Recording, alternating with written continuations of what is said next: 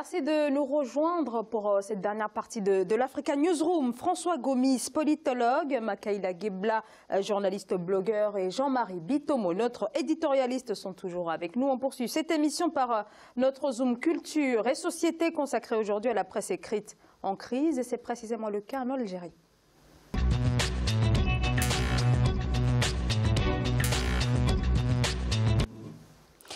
Et ce sont au total 60 titres qui ont disparu depuis 2014 en Algérie. La presse algérienne est en effet en crise.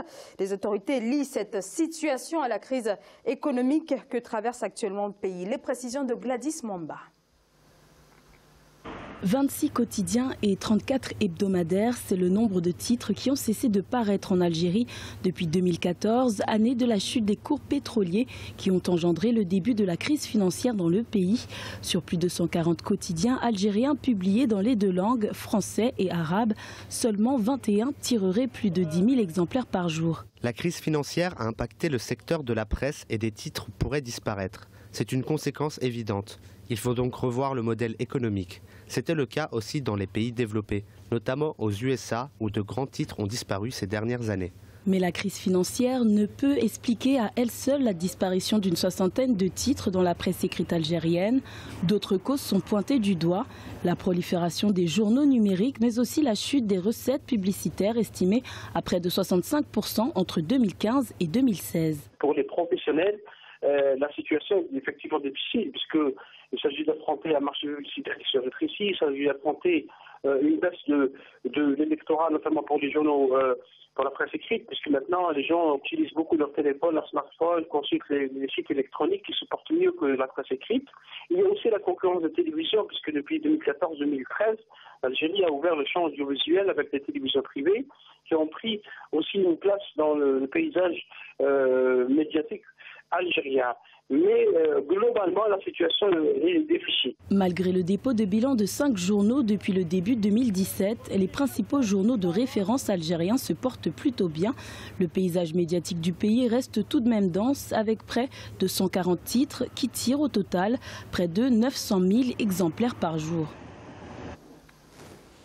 Donc la presse algérienne très en difficulté, une crise due à la conjoncture économique que traverse actuellement le pays. Mais on ne peut pas, Makaïla, éluder le fait que cette presse est également confrontée au foisonnement de la presse numérique. Tout à fait, la prolifération des médias en ligne, mais aussi des réseaux sociaux ont impacté durablement effectivement l'économie de la presse algérienne qui aujourd'hui, on dirait, va vers un coup d'arrêt dans son processus et que l'État algérien, j'ai l'impression, ne semble pas subventionner de manière effective la presse écrite, je veux dire. Et c'est vraiment une hécatombe pour cette presse algérienne qui était très connue, dynamique à l'époque. Et je pense qu'il est important aussi de revoir le modèle économique de la presse écrite et l'État doit savoir comment, parce que la presse, effectivement, comme on le dit, c'est le quatrième pouvoir. Et cette presse pourrait quand même, je dirais, donner effectivement un équilibre effectivement, pour la démocratie, je dirais, ou bien l'état de droit algérien. Et donc, si jamais les autorités algériennes n'encouragent pas effectivement la presse écrite, on tendra vers la disparition de cette presse. Mais ça m'inquiète énormément de pouvoir comment aider cette presse algérienne qui a joué un rôle important dans les années 90 à nos jours. Donc je pense qu'il faut revoir le modèle économique.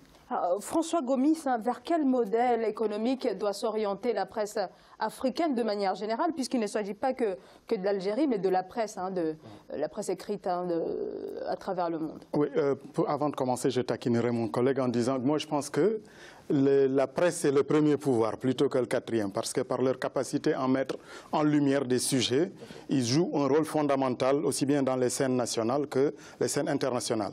Vous avez à l'instant souligné le fait qu'il y avait un foisonnement de la presse numérique. Du coup, le problème qui se pose ici en Algérie, dans le cas d'espèce, est généralisable à tous les pays à l'échelle de la planète pratiquement, parce qu'il y a un mode de consommation nouveau qui est apparu avec les tablettes, les smartphones, chacun en a. Si on prend le cas de l'Afrique, c'est le continent où se vend le plus de smartphones depuis 2 ans. Donc on s'achemine tout droit vers un nouveau mode économique qu'il faudra mettre en œuvre, formaliser. Et dans ce cas, on ne pourra pas se passer des subventions de l'État, comme le soulignait mon collègue. Parce que si on prend le cas de la France, des titres aussi prestigieux pour ne pas les citer pour faire la pub, disparaîtraient s'il n'y avait pas de subventions de l'État. Les derniers chiffres dont je dispose pour l'année 2014 font état de 11 millions d'euros de subventions. Donc vous voyez à l'échelle où ça se trouve. Plus précisément en Afrique aujourd'hui, pour développer un nouvel modèle économique, ça ne va pas être facile parce que la crise économique impacte par extension la presse écrite parce qu'on dépend de la pub pour vivre. Donc c'est un défi important au regard du rôle que joue la presse. Mais personnellement, je ne vois pas encore émerger ce nouveau modèle économique. Espérons qu'avec, disons, la société civile qui apparaît et puis l'État y mettra du sien pour essayer, comme l'a dit par exemple, l'a rappelé le ministre de la communication algérienne, comme quoi ils allaient mettre en place un mode de régulation pour aider non seulement la presse, mais aussi réguler le paysage audiovisuel national. Alors pour revenir à l'Algérie, au total ce sont 26 quotidiens et 34 hebdomadaires précisément qui ont disparu en à peine 3 ans. Est-ce que cela signifie que l'Algérie a tardé un petit peu à prendre le virage du numérique, Jean-Marie? Tout à fait. Le sujet qui nous concerne, on peut avoir 2 volets de lecture. Là, le premier volet, ça peut être, on se dit que on se trouve dans un monde concurrentiel. M. Gomis l'a rappelé tout à l'heure, à savoir que quand vous regardez en France, là, nous partons de combien? Nous parlons de 240, si vous voulez, titres. Dans un pays comme l'Algérie, c'est un grand pays, je veux bien. Il a pris les comparaisons là tout à l'heure. Allez-y aux États-Unis, venez en France, allez-y en Allemagne. Combien de titres existent-ils? Donc là-dessus, quand on se place du point de vue de la sélection naturelle concurrentielle, on se dit, bon, c'est tout à fait logique. Il reste 140 titres quand même en Algérie aujourd'hui. 140 titres, ce n'est pas négligeable pour un pays comme l'Algérie. Qu'on puisse, si vous voulez, attribuer ça à la crise, je ne pense pas que l'État subventionnait tous les journaux, si vous voulez, de l'Algérie en tant que tel. Donc, c'est la sélection naturelle. D'un autre côté, on peut avoir une autre lecture, dire que il faut conserver, comment dirais, la pluralité des opinions dans un État pour que vous n'ayez pas des monopoles qui se constituent et que l'information qui est véhiculée vers le citoyen soit une information, si vous voulez, avec une vision unique.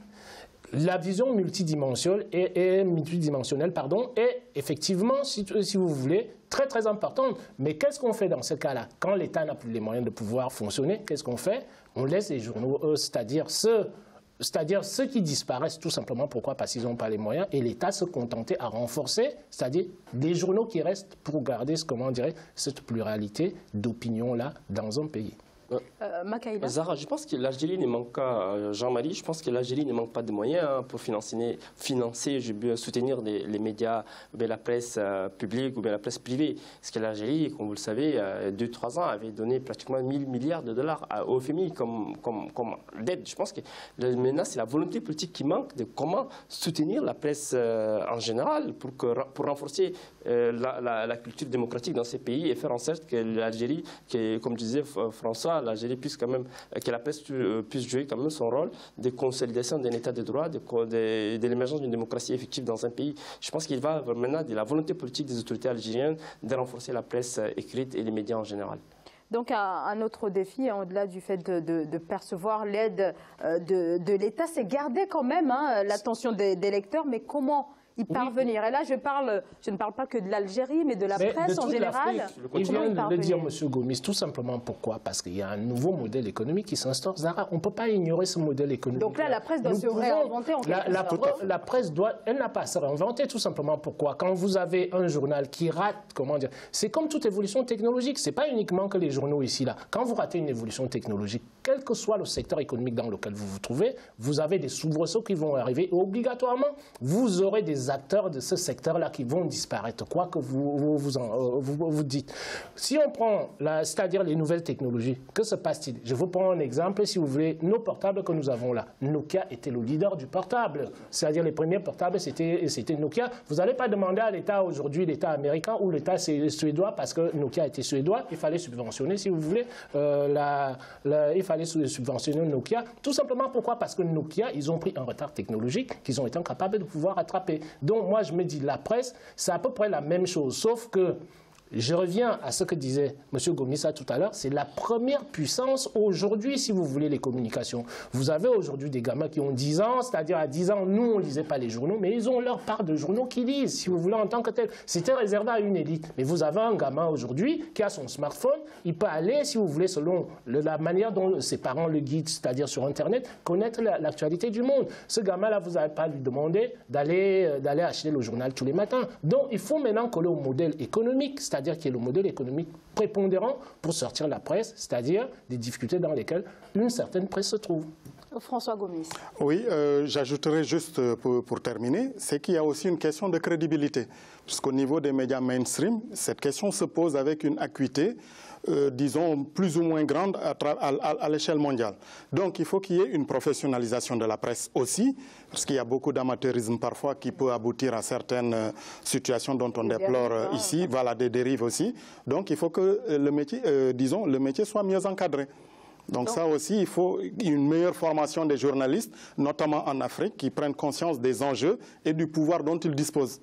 Donc, moi, je proposerais plutôt les états généraux de la presse algérienne, au-delà de la presse algérienne, de la presse africaine et la presse continentale, pour effectivement relever ces défis, ces déficits, ces manquements, pour en faire que la presse devienne professionnelle et qu'elle joue vraiment son rôle plein entier, effectivement, des transformations sociétales, démocratiques de nos États. Je pense qu'il va de l'intérêt de nos États afin qu'on puisse relever ces défis. Et c'est ce qui se passe aujourd'hui dans tout le monde occidental. Vous regardez aujourd'hui, tous les grands journaux ont un site Internet. Tout à fait. Donc à partir de là, c'est-à-dire, on va plus se contenter aujourd'hui que du journal papier. Le numérique est là, il a tout envahi, donc il faut s'y adapter. Donc c'est vraiment une transition vers le numérique. C'est une transition vers le numérique qui fait en sorte que c'est un nouveau modèle économique, des nouveaux modes de consommation, avec des consommateurs qui sont complètement différents par rapport à l'ancienne presse que nous avons connue. L'information au bout du doigt, en fait.